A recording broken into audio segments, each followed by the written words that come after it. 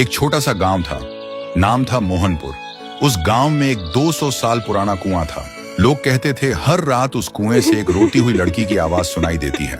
लेकिन एक बात सब लोगों को हैरान कर देती है, मोहनपुर गांव का जो भी लड़का उस कुएं के पास पानी पीने जाता है, वह 2 दिन के अंदर मर जाता है और मरा हुआ शरीर गायब हो जाता है।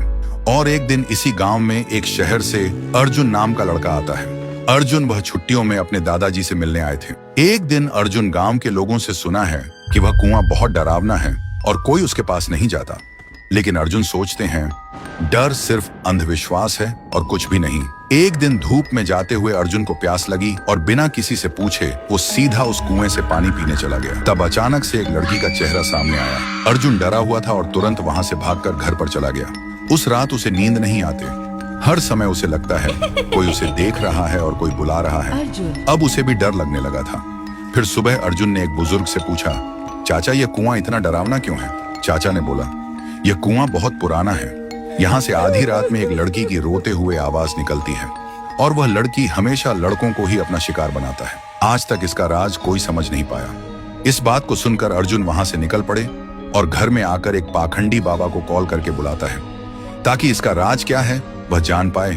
और आखिरी दिन पाखंडी बाबा आता है और गांव के सभी लोग इकट्ठा होता है।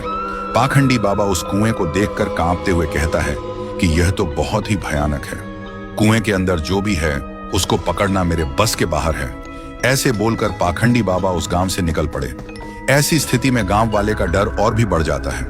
अर्जुन के मन में सवाल उठते हैं कि उस दिन मैंने जो देखा क्या वह मेरा वहम था, और आज तांत्रिक ने क्या देखा जो डर के भाग गया।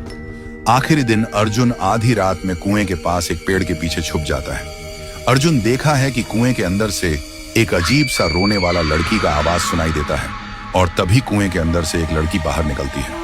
थोड़ी देर बाद एक लड़का गाड़ी लेकर गांव से गुजरता है।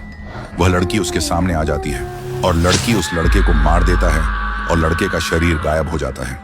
अर्जुन यह सब देखकर हैरान रह जाता है। उसके दिमाग में एक ही सवाल घूमता है कि यह लड़की कौन है जो लड़के को ही अपना शिकार बनाते हैं, लड़कियों को क्यों नहीं?